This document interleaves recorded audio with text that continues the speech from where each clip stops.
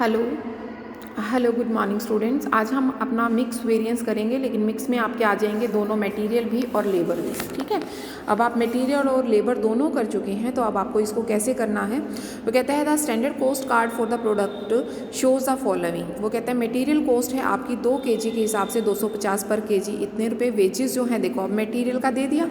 अब नीचे मटेरियल आपको actual which to be emerge from the business operation are as follow. 8000 unit आपने produce किए हैं, मटेरियल कंज्यूम किया है 16500 का, 2 रुपये 40। अभी सिर्फ आप इतनी ही चीज़ को देखिए, क्योंकि मटेरियल का क्वेश्चन इसी से हो जाएगा। देखो स्टैंडर्ड क्वांटिटी कितनी है। स्टैंडर्ड क्वांटिटी में कहता है आपके 8000 यूनिट आप बना रहे हैं ना, और कितने रुपये पर यूनिट है, 2 kg जो है वो 2.5 रुपये का है। तो इसका मतलब आप kg के हिसाब से निकालेंगे तो 8000 गुना में 2 कितना हो गया, 16000 kg आप इस्तेमाल करते हैं। ये स्टैंडर्ड प्राइस आपको दे रखा है। ठीक है, एक्चुअल में आपको दे रखा है और एक्चुअल प्राइस भी आपको दे रखा है। ये तो हो गया मटेरियल का डाटा सारा। ठीक है, इसी तरीके से अब आप पहुँचिए लेबर पर। लेबर में देखो वो कहता है ऊपर कि वेजेस जो है वो 2 रुपया आवर्स के हिसाब से 50 पैसे के हिसाब से, और वेजेस जो है 18,000। तो पहले तो 18,000 आवर्स जो है 40 के हिसाब से 7200 हैं।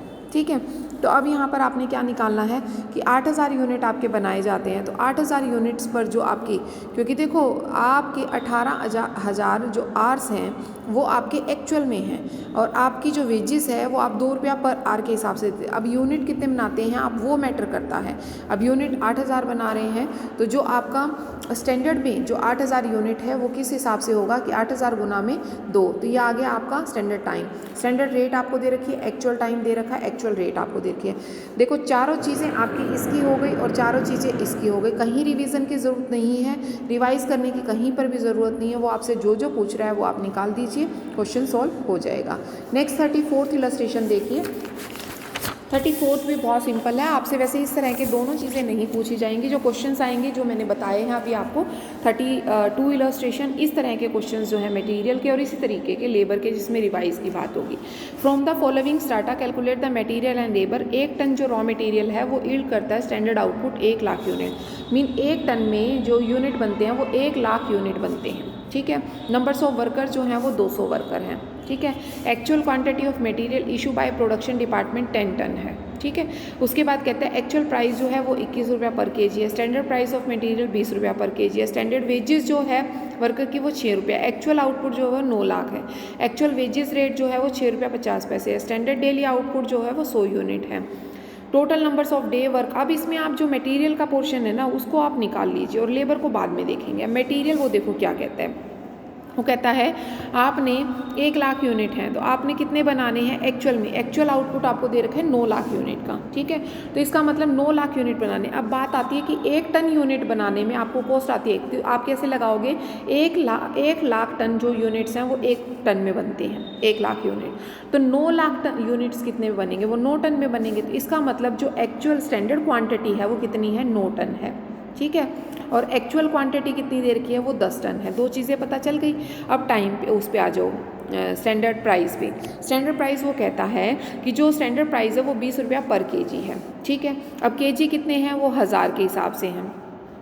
ठीक है, तो 1000 रुपया पर kg, तो जो स्टैंडर्ड प्राइस होगा वो कितना हो जाएगा, 20,000 रुपया पर टन के हिसाब से। और इसी तरीके से एक्चुअल प्राइस, एक्चुअल 21 दे रखे हैं, टन वही है 1000 आपके, तो कितने हो जाएंगे 21,000 पर टन के हिसाब से। क्लियर है यहाँ तक। अब देखो आपके पास सारी चीज़, स्टैंडर्ड प्राइस, एक्चुअल प्राइस भी आ गया, स्टैंडर्ड क्वांटिटी और एक्चुअल क्वांटिटी भी आप निकाल चुके हैं 10 और 9। ठीक है, तो आप क्वेश्चन को कर सकते हैं। उसके बाद आता है आपका नेक्स्ट में आता है लेबर वाला पोर्शन। अब लेबर में ध्यान से देखिए, स्टैंडर्ड टाइम उसी तरीके से कितने उसमें लगते हैं आपके 200 वर्कर। ठीक है, जब 200 वर्कर्स लगते हैं तो मीन क्वेश्चन कैसे करोगे, 200 वर्कर्स जब हैं एक्चुअल में कितने हैं, 1 मिनट रुको। नंबर्स ऑफ वर्कर 200 लगे हैं, और एक्चुअल में जब आपके वर्कर्स से वो कितने लगते हैं, 100।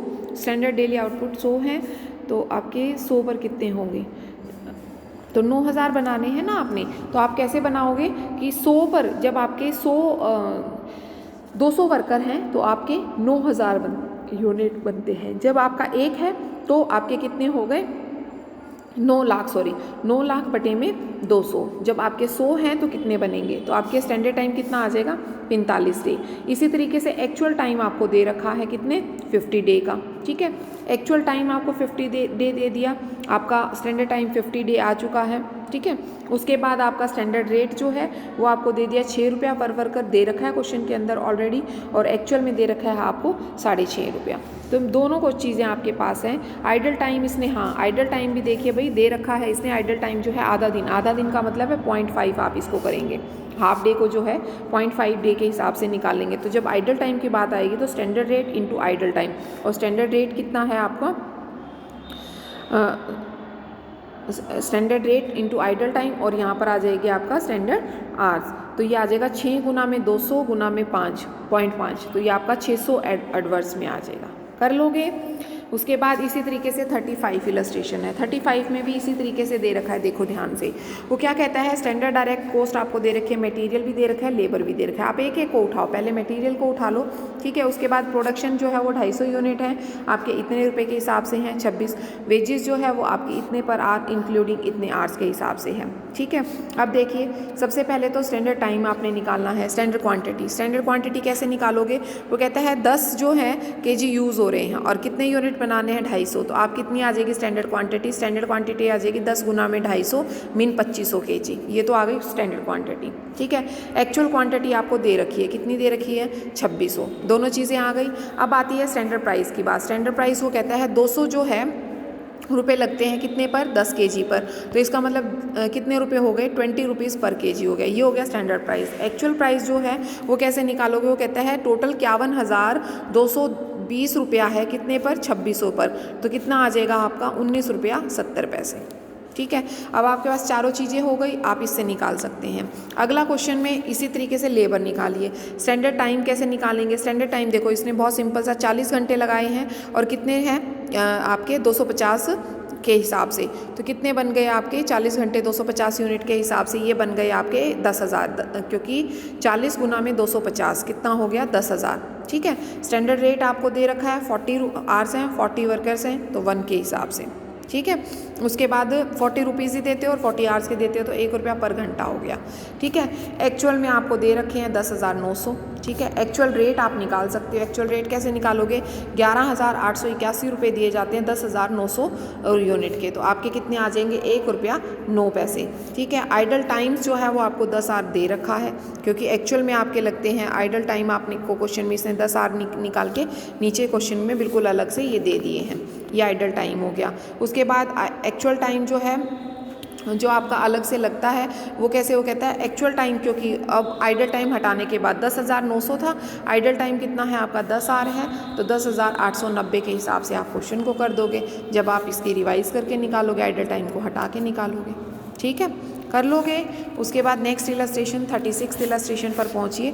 36 इलस्ट्रेशन में क्या कहता है, 36 इलस्ट्रेशन में ये बोलता है Shyam limited produce an article for the blending two basic raw material जो है वो स्टैंडर्ड मिक्स है 40, और उसके बाद स्टैंडर्ड जो रेट है वो आपको दे दिया है। नीचे वो कहता है the standard loss for production is 15 unit का लॉस हो जाता है, 15% का, और कंपनी प्रोड्यूस जो करती है वो 1700 यूनिट प्रोड्यूस करती है आउटपुट के। उसके बाद स्टैंडर्ड में स्टॉक आपका AB का दे दिया, स्टॉक आपका ये दे दिया क्लोजिंग का, परचेज दे दी है और कॉस्ट दे दी है। ये आपको सारी चीज़ें क्लियर कट क्वेश्चन के अंदर दी हुई हैं।